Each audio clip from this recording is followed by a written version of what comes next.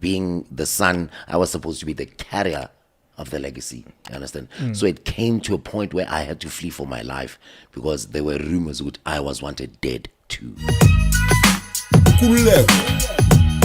On culture.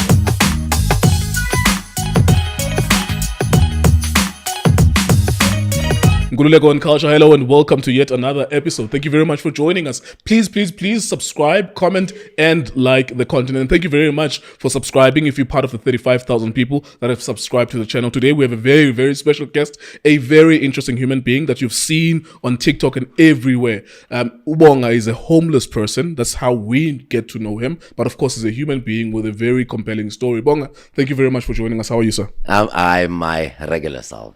Yeah.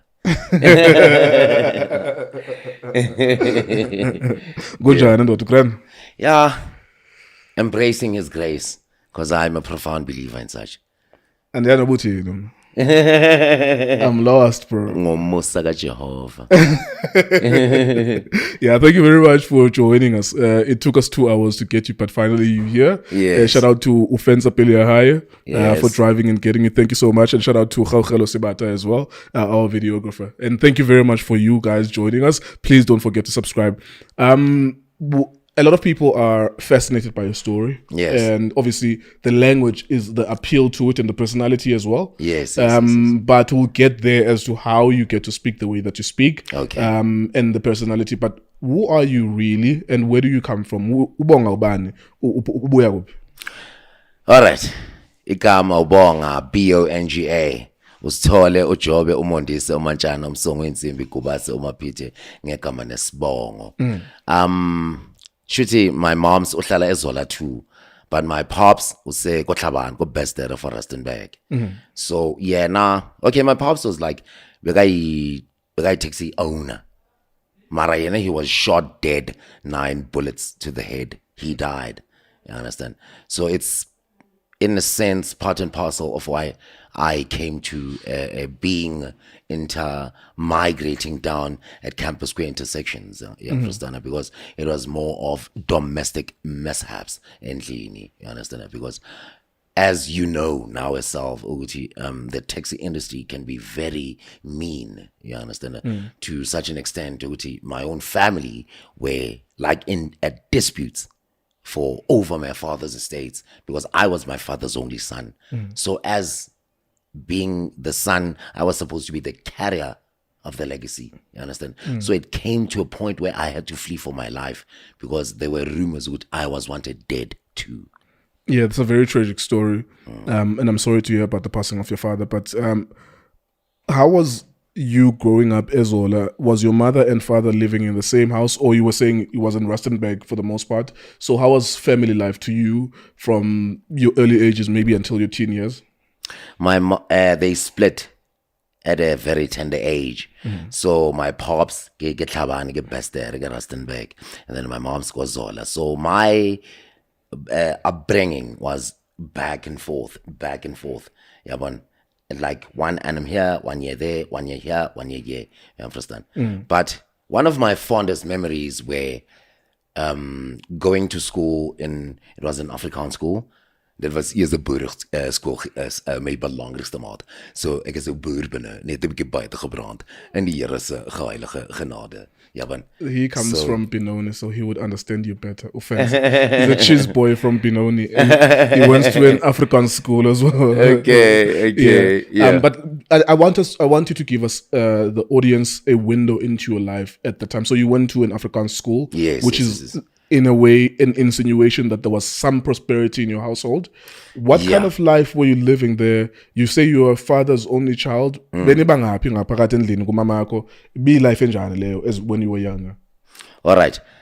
To be honest with you, my father, I would say, was a womanizer in a sense.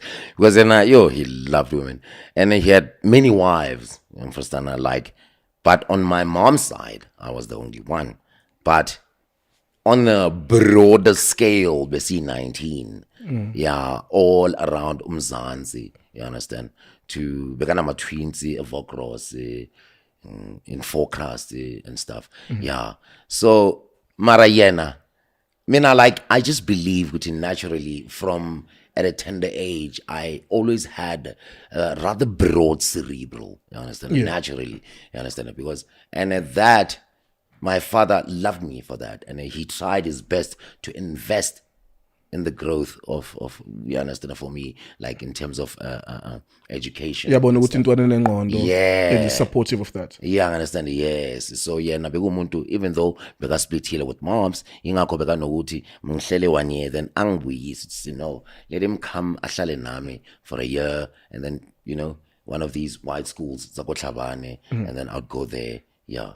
How long did you spend with your mother, if you were to estimate? Was it every few years you move away from her? What kind of life was there in that household? Every annum. Sweetie, it's a year here, a year there. Yeah. A year here. Yeah. That's not ideal for a child. Yeah, circumstantially, yeah, I could say that, yes. Because obviously, angithi fam has to be like, you understand, that the bondage of having spouses. Yeah. Like, from whatever you can remember, what kind of relationship did you have with My them? mom's, in fact, mother, the word mother itself speaks volumes. Oh, mama, like mothers, yeah, royal salute. Like my mom's, yeah.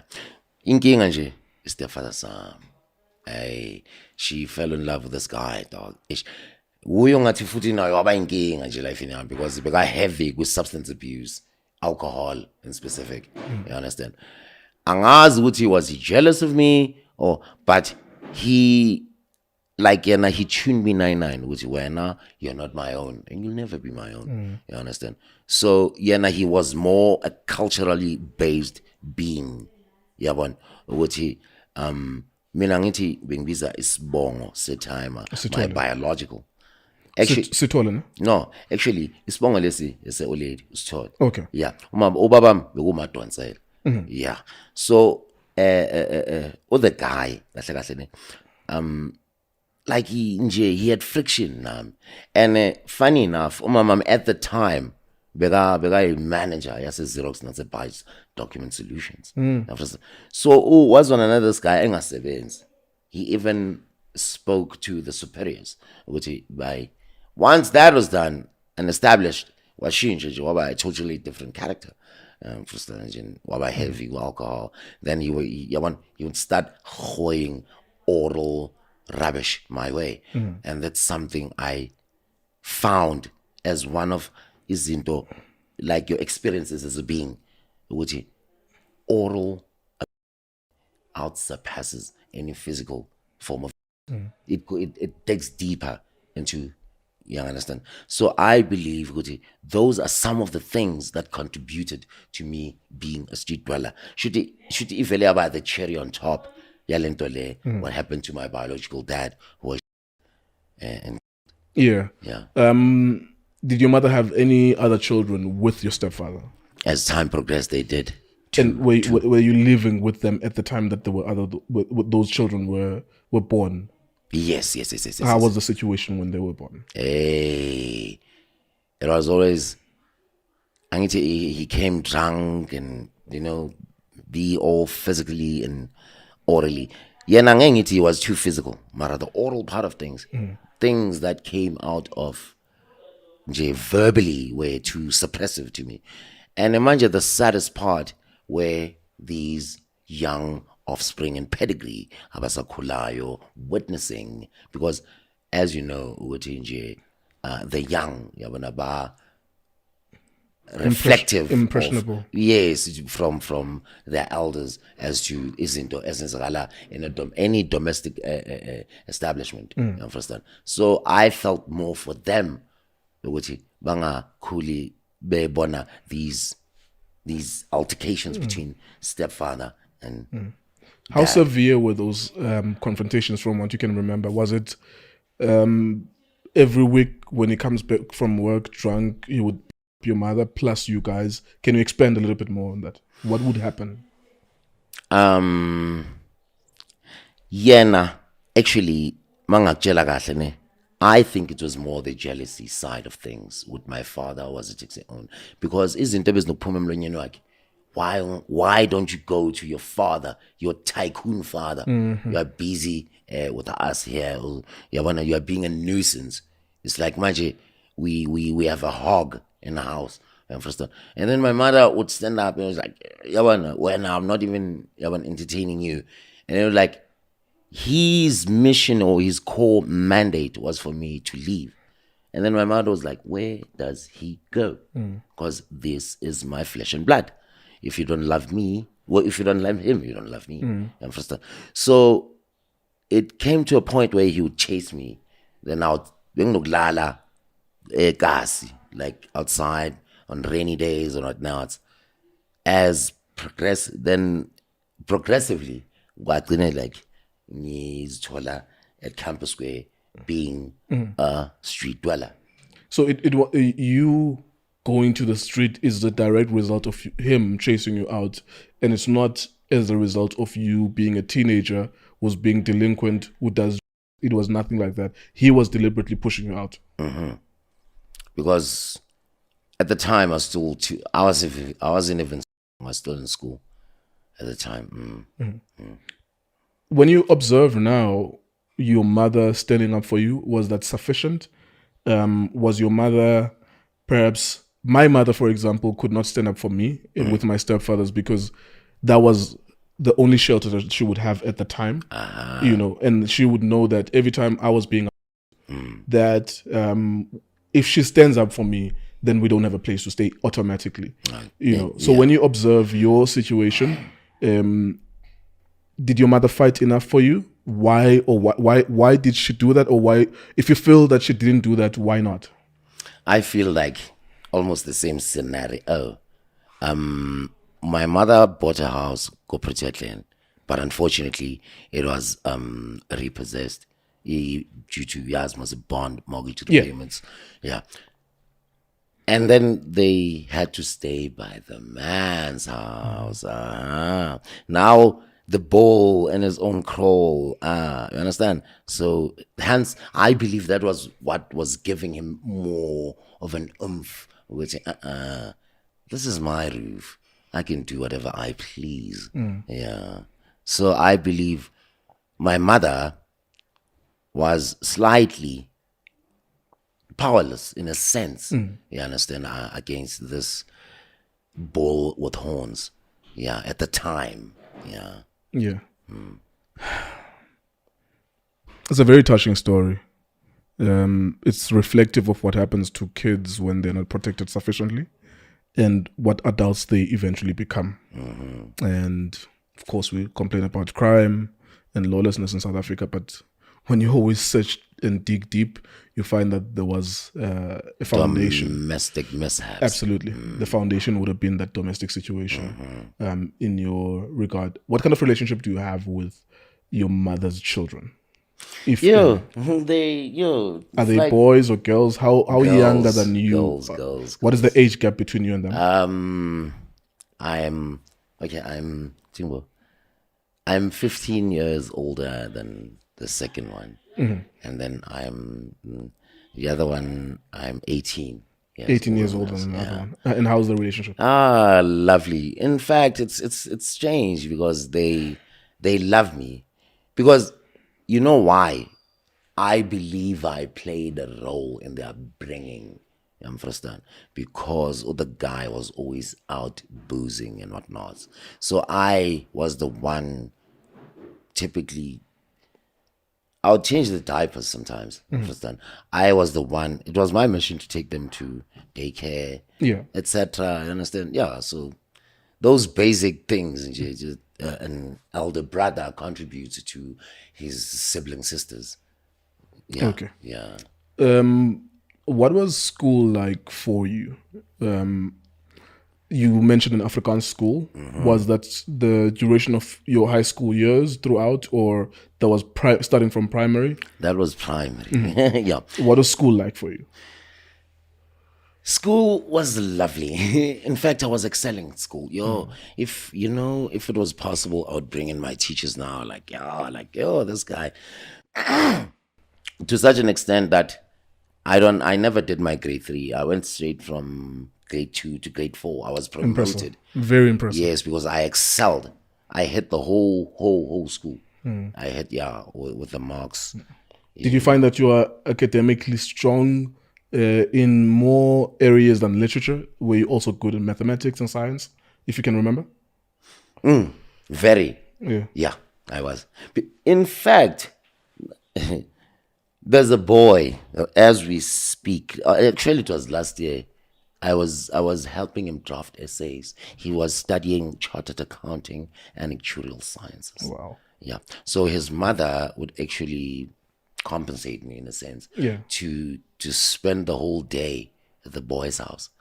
And it was, most slightly before, it was still online learning. Oh yeah, during COVID where people needed to be at home. Yeah, but slightly last year. Sure. November-ish. Towards the tail end of that. Yes. Yeah. During that time, yes.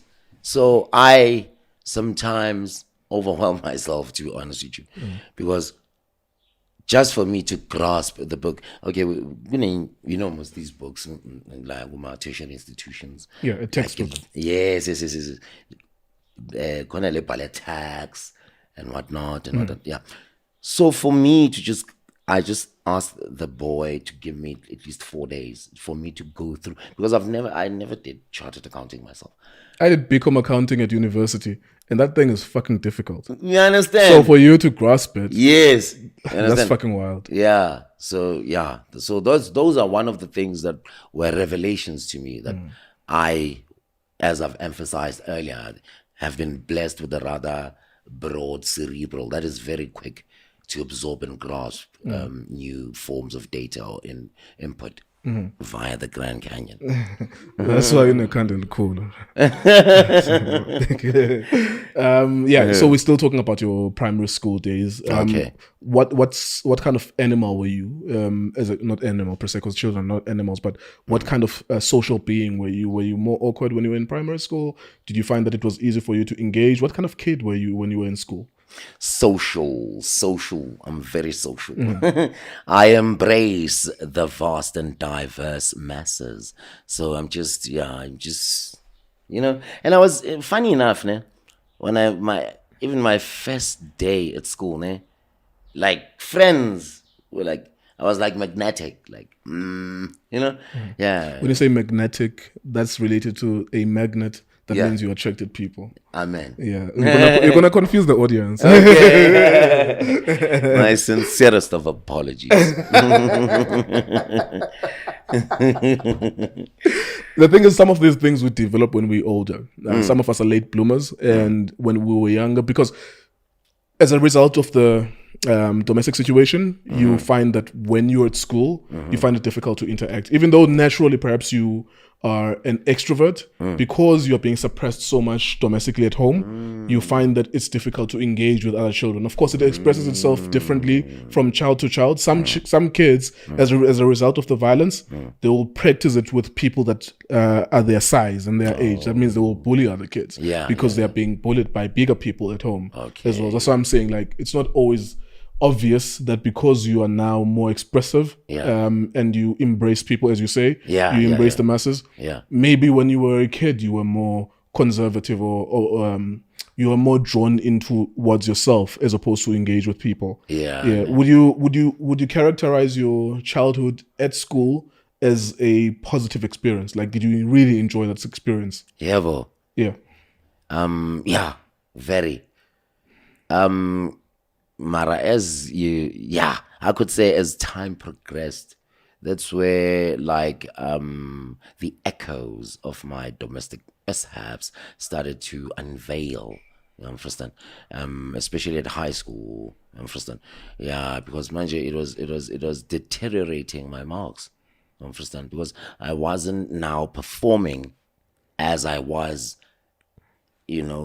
firsthand, because of the constant nag of a man.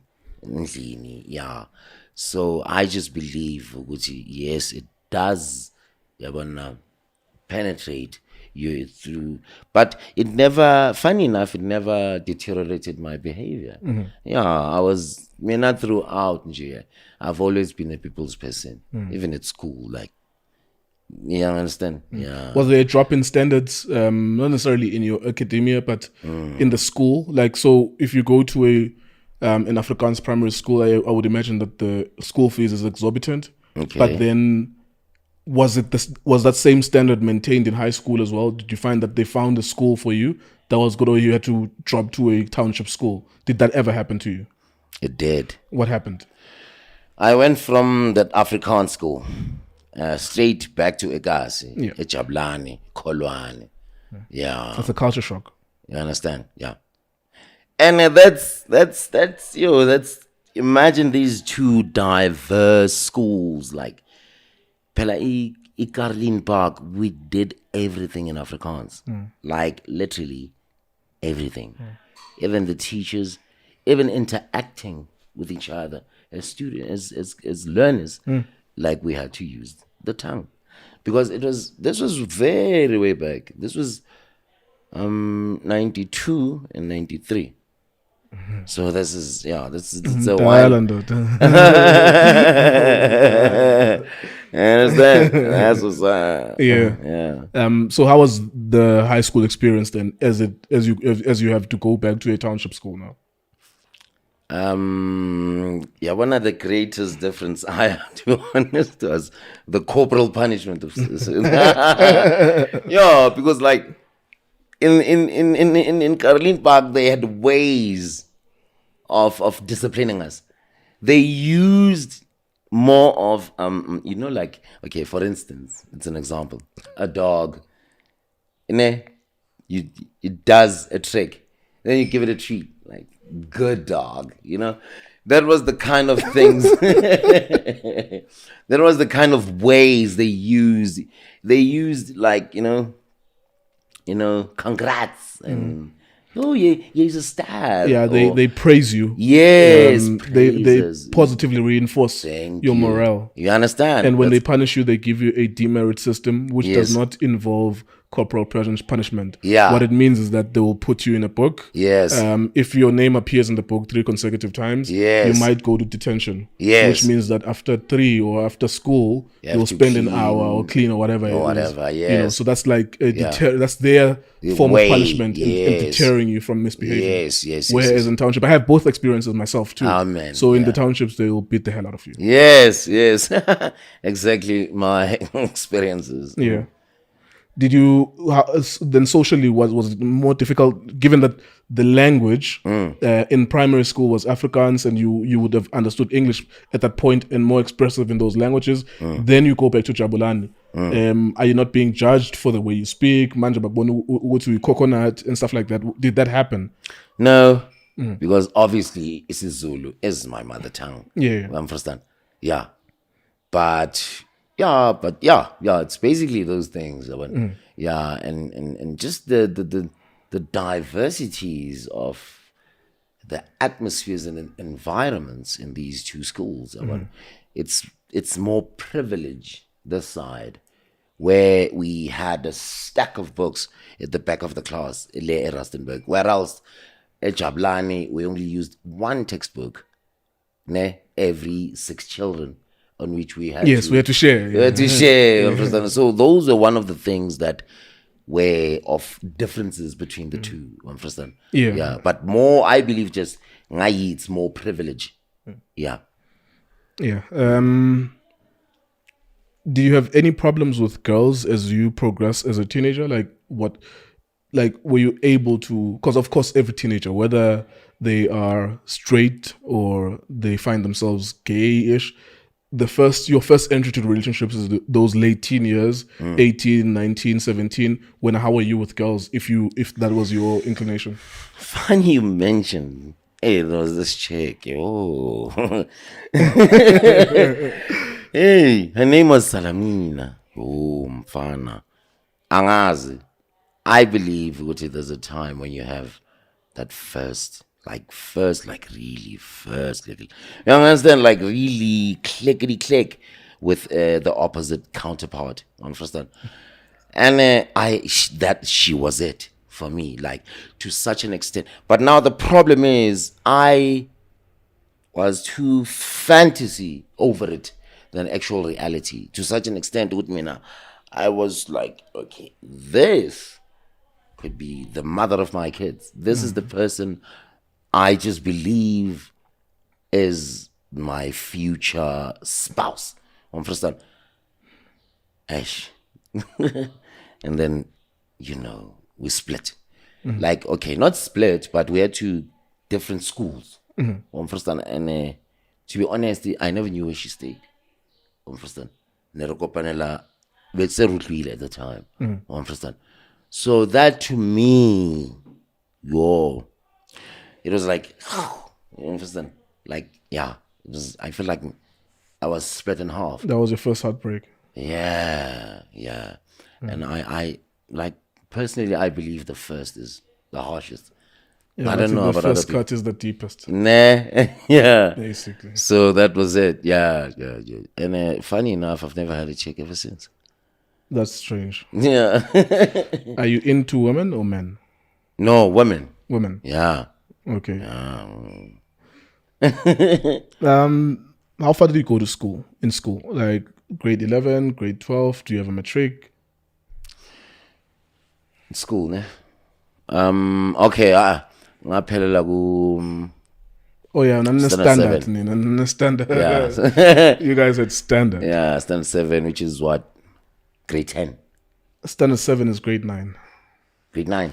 Yeah, because standard 6 is grade 8. Okay. Yeah. So that's it. Yeah. What were the circumstances that led you to drop out of school? Was it in correlation as a result of what was happening domestically that you had to leave school? Yeah, and it was more of a fusion of, there was another an obese teacher called Letswalo. Oh, this guy. Yabona ke manje, it's more of now medleys and fusions of things working, orchestrating themselves to suppress me away from school. You understand? Or the guy, like, he was super aggro. I even to this day believe, okay, I think that guy was bipolar or he had personal issues. I don't know, maybe it was his own. That's why I was huge, but like he was like massive. Understand? Yeah. And I don't know, like that man was super aggro.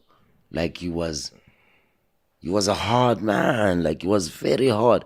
And I think maybe it was, maybe his weight. Because even kids at school would make fun of him. Understand? There was a time when he exploded when kids, they drew pictures of him. I wanna like even with the pig's head. Understand? And yeah, man. That's super creative. Hey, dog. Understand? So, hey, and I think they were nurturing the inner beast into this man because, boy, was this man mean, dog. And Futi mean, I don't know why, but he just didn't like me. I think it's because maybe he saw me. Okay, it was when I started smoking cigarettes, to be honest. And he was smoking cigarettes by Baba, all hell broke loose from that day. He just made it like he's a mandate to be here. You understand? And then now it was now becoming a bottle of toxic medleys, to where at a certain time it will explode. You understand? Because here's this teacher being, like an asset to my life. Here's a guy back at home being a bull with horns. Understand? So that to me, and then my father's death, boom. I just, yeah. Can you please, to the best of your ability, explain to us the circumstances that led to your father dying? What happened to him? And also maybe give us an idea of, you mentioned briefly that he was a moneyed person because he owned taxis. Just let us know what kind of man was he. Was he a wealthy guy? And what led to his death as well? My father was dead, 9 bullets to the head.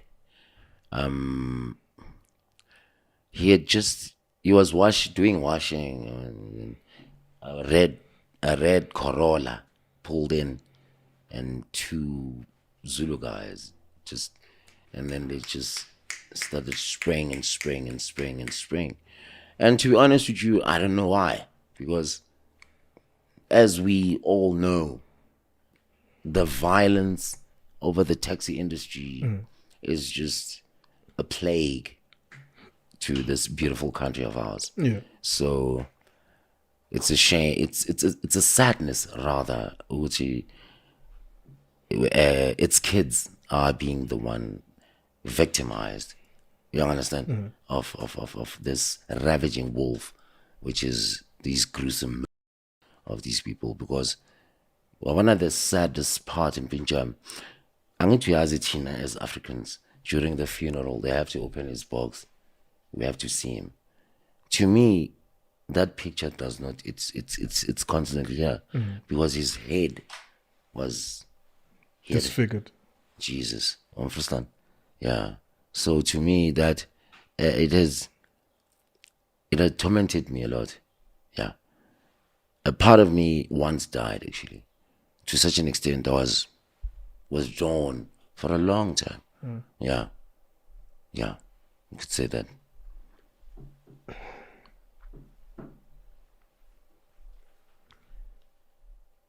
What do you understand about his death and the circumstances surrounding that? Was there a hit out for him, or was this the competition around routes? Because that's like the main issue most of the time. And was maybe his prosperity a threat to the other owners as well? What did you hear? What theory is in your heart with what you gathered when you were younger?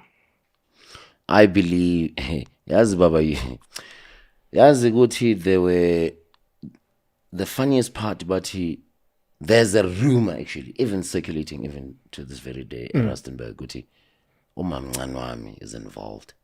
My aunt, who is my father's older sister. Yes. The manner in which she carried herself, even in the funeral, it was of a celebratory mood than actually someone who's mourning. Understand? And she's the one who was frontline everything, like she wanted. We understand.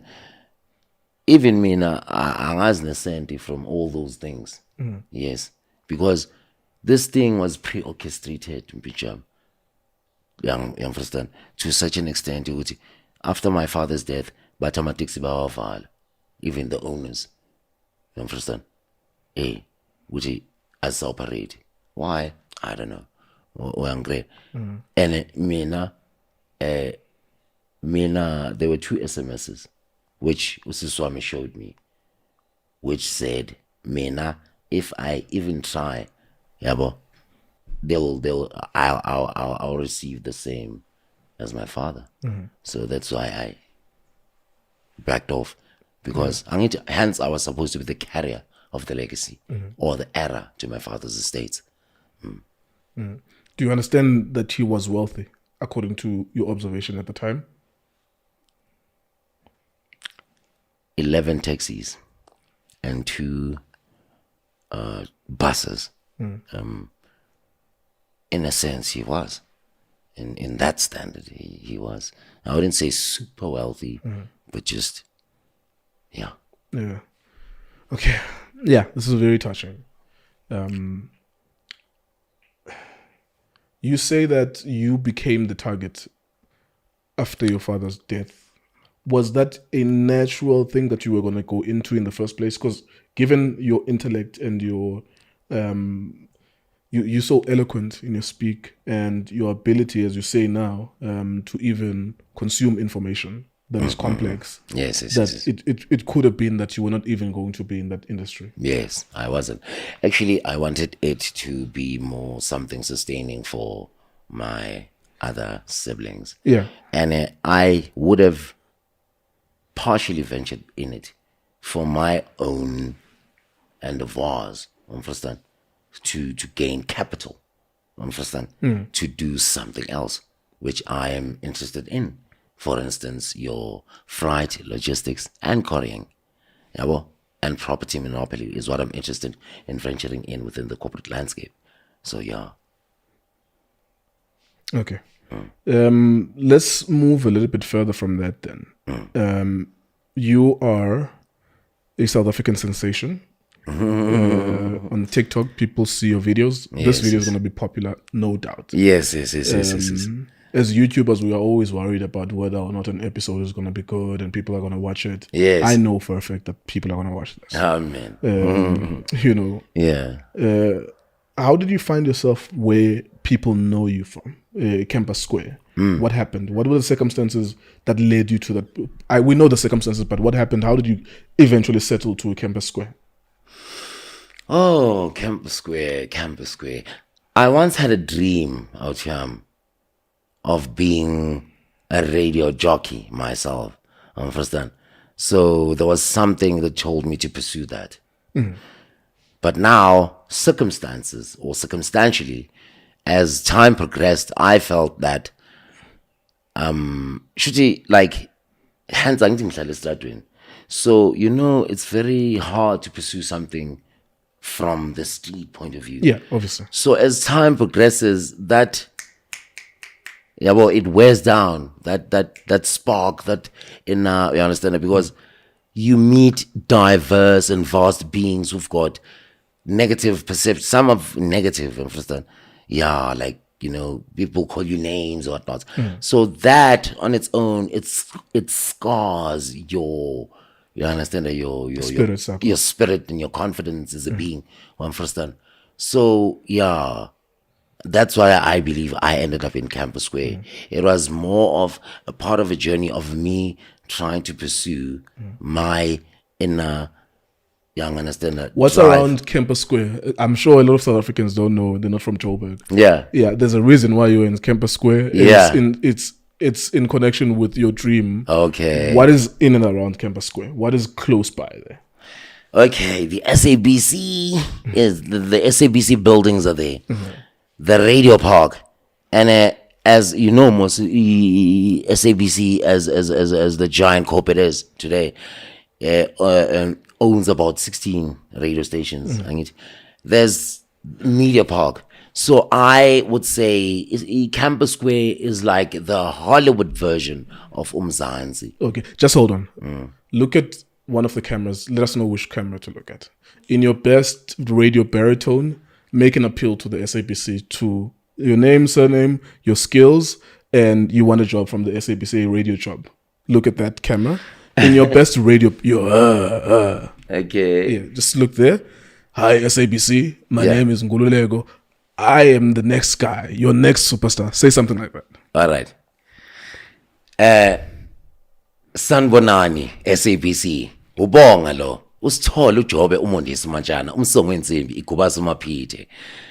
I need not redefine myself more logically, because even Nani, as I would say, recognize this unique specimen of a being by now. So I believe ukuthi nje, by his grace, he who is enthroned in the vast horizons is the royal majesty of the intergalactic cosmos, possess this oral bomb of a thing for a radio and whatnot ads. And plus, I have done a couple of things on my behalf. So, thank you.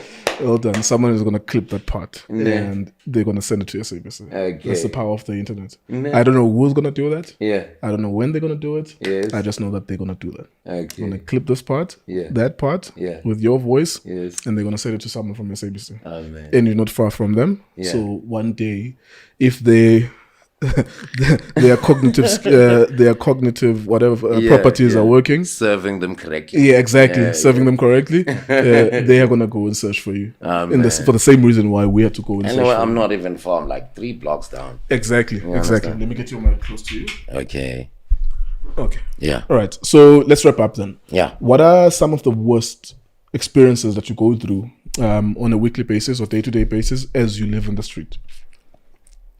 The harshest Yeah. would be the climate. Imvula. Yeah. Wow. You could just imagine yourself. Yeah. No roof. Like it's pouring. Woo. The climate is the worst. Like there, it takes the crown. You understand? Yeah. And of course, you have to navigate. Cold. You have to navigate people's attitudes and Yes, some of the yes, mean yes, things yes, that they say as well. That's the second hardest thing you go through, which is be like diverse beings with broad perceptions, some of them sensationalist perceptions, which hoy oral or verbal rubbish your way, which tends to suppress you emotionally as time progresses. So yeah. All right. And then on a day-to-day basis, what do you do on those robots? You beg for money. Yeah, circumstantially, I'd say that. And I'm in the process of writing a book actually currently. Yes. It's like an autobiography of my life. Kunomunye umlungu laphana, well, he promised, I'm not sure, but he promised to fund me for the editing and publishing side of things. So right now, that's what I'm pushing. And I need for my book to be published. Are you into any substances? Weed. Yeah, weed. Cigarettes. Yeah. Okay, I used to do heroin. Yeah, I used to do heroin a long time. And then I was arrested. Possession of illicit substances. And then I was arrested for 18 months. Yeah, then I came back. That's when this guy came to me with the proposal of writing a book. Yes, trying to engage the masses with an in-depth, embracing it through literature as to who this individual is. Yeah. How was the prison experience? Yo. Why are you laughing? Was it a fun experience? Were you in a hotel? No. It's more. It's true. It's a parallel out here. But the saddest part in Picham is witnessing people who were doing life or hefty sentences, because before being arrested, you'd be all shivers to say. But one thing you'll notice, those are beings. That's something I took as an experience. I saw more of lost souls than hardened convicts. Yes. Did you find it easy to navigate the space? Given, you're an intelligent being, unless you can be able to morph into someone who speaks their language and reach their level. But did you find it easy to be in there? No, man. How was it for you? Yo, you could imagine. 23 hours lockdown, 1 hour exercise. Yeah. Yeah. That is why some people come back. There's a guy I know who went berserk. They eventually gave him a medical parole because he was going mental. Yeah.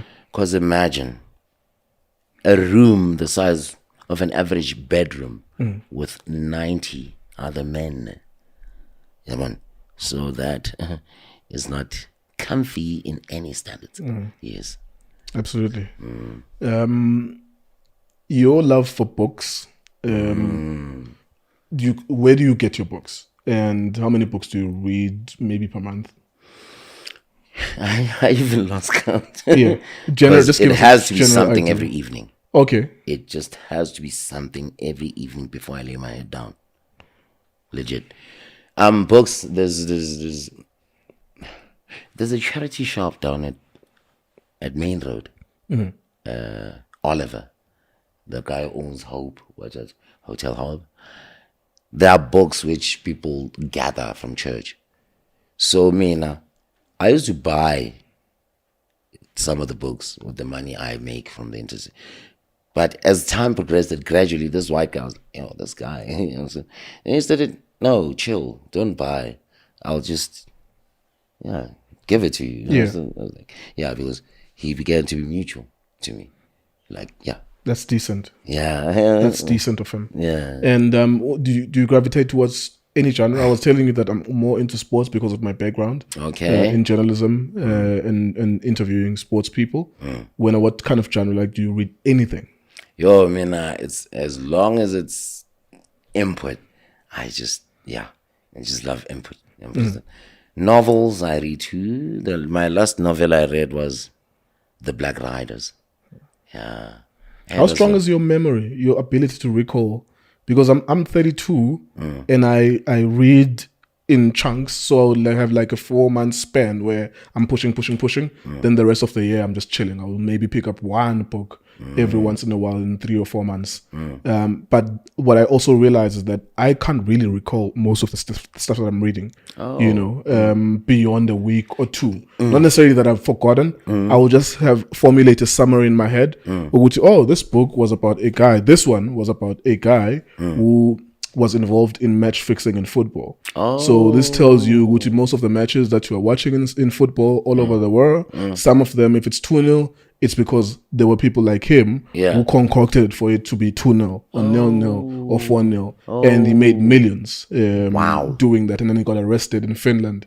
But my ability to recall it is a summary I created in my head, even though I read it from cover to cover. Right? Yeah. I'm not that strong anymore in recalling. I prioritize information. How are you, like, in terms of recalling books and information? That's why I've emphasized early on. I just believe with His grace has blessed me with such. Like, I just do. So you would remember the characters in the book, and the names of the characters, yes. And their emotions as it was described. Yes, especially the emotional side of things, like what the authors try to portray. That's what I look for most.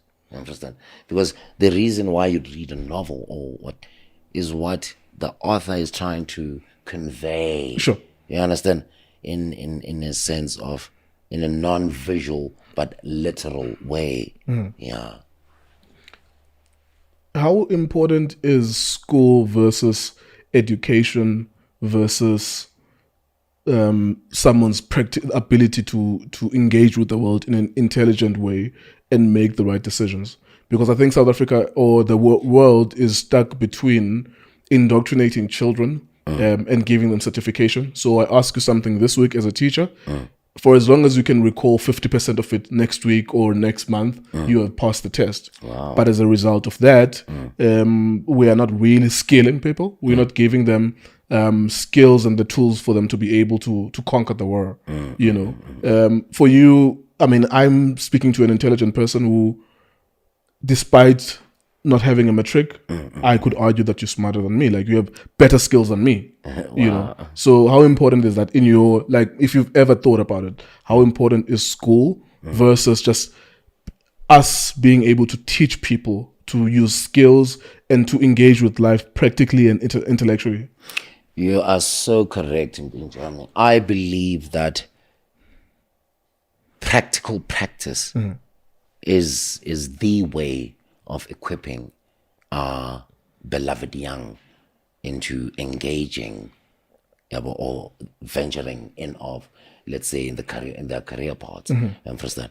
Because we can read as much or acquire as much here, but if we don't have it here, like practically, understand? It's more the practical side of things, you understand, that will equip people more than, because hence that is why, what is the difference between having knowledge and having wisdom? Yeah. You understand? Yeah.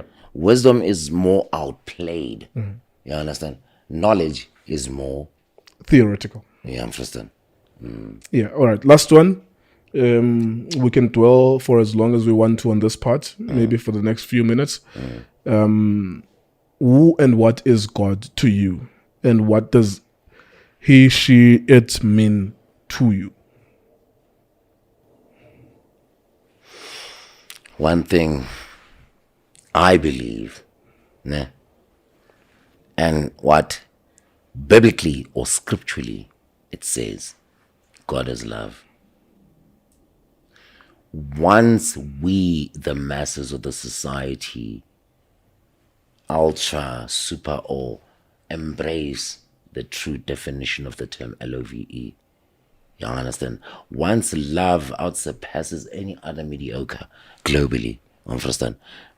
I believe love leads, because there are, maybe you're familiar with this, where the Bible says God is love. Understand? Even Jesus himself, before descending up into the heavens above, what did he say? He said, actually, there were two different verses, ne, where Jesus says, where they were asking about the law, ne, the commandments. He said, the greatest of all commands is that love your God. Love, you see, love your God with all. And then he said, love thou neighbor as you love thyself. He says these are the greatest of all. Why are they the greatest? Because they embrace the word love. And then before he descended up into the heavens, he gave them one last command: love each other as I have loved you. You understand? So the word love for me is very profound. Very, very, very profound. Once we learn to love and embrace each other for what we are, not for what we possess. Understand? Because I believe, Uti, nowadays, people's minds have been polluted. You understand?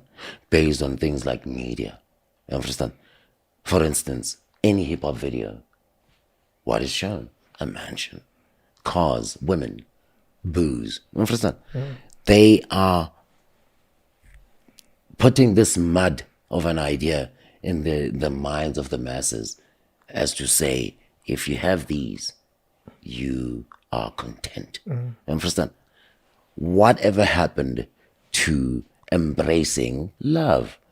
Just like the Black Eyed Peas. Where is the love? Understand? Yeah. So I believe, Guti, being a public figure, especially a musician, I believe these people were put for specific tasks, but some of them misuse that, and they are misguiding the youth. So I personally believe that media is one of the most fundamental platforms of engaging to the masses in the society. And if you misuse that to pollute the mindsets of the masses, you understand that it's like negative karma, as you said. Yeah. You understand? So I just strongly would believe to emphasize to they who are of privilege to engage with the masses, to embrace the power of the definition of the term LOVE. It's funny. That's beautiful. Thank you. That was lovely. It's funny you mention hip hop, as you say, in the Bible it says, and then you quote a Bible verse. You know what happened to me when you were saying in the Bible it says? I thought of a guy called Curtis Jackson. Okay. He's known as 50 Cent. 50 cents. Ngoba yena, his line says, in the Bible it says, what goes around comes around. Yeah. Homie shot me, 2 weeks later he got shot down. You understand? You understand? Hip hop is my religion at some point in my life. Okay, let's play around. The interview is over to anyone who's watching, but I want to do something interesting because you live in the streets, right? Yeah. That's not a permanent situation. At some point, it's going to be solved by the universe or by people who have money to elevate you. I believe that's going to happen. Amen. But I think you don't know popular culture. So let me mess around with you. Okay. Do you know who's Casper Nyovest? I do. Who is Casper Nyovest? Sawanya Telema Timon. Okay. Sabakopa. Is that him? Okay. Sawanya Telema Timon. Okay. Do you know who's Mac G? I know Mac G. So you know things. Soul Penduga. Yeah, shout out to Soul and Mac G. Yeah, that's what's up. Yeah. The podcast and stuff. So you're not lost. You're still plugged into the world. Amen. In a way. How do you see podcasts? Yeah, it's the how do you future. see them? It's this. No. Besides how you see the future of podcasts, how do you engage with them if you live in the street? Like, do you have a phone, or how do you see? How would you have seen them? I have friends who have friends who have friends. So, to be honest with you, khona ngiyathami kuyangicofa manje yahlala nami for about 6 months. Number 18. Oh, yeah. St. Swithin's Avenue. I'm first. So the guy, dog. Shit. With the guy, like, we got traded with Bitcoin, matter without being registered. So that is regarded as. So they froze his assets. Sure. I'm twiddling on my hawks and stuff. So he had to flee. He's somewhere in Midrand. And Okay, cool. So that's how you engaged with popular culture. Yeah. So you know who Cyril Ramaphosa is? Yeah, obvious. Do you know who David Mabuza is? Obvious. He's like cabinet minister, what? He's a deputy president. Okay. You're not lost, Thomas. Okay. I've seen other homeless people. Of course, you don't have access to television and stuff like that. Yeah, man. Okay, this would have been fun if you didn't know those people. It would have been funny. Like if I ask you who's Ramaphosa and you're like, who's that? That was strange. Yeah.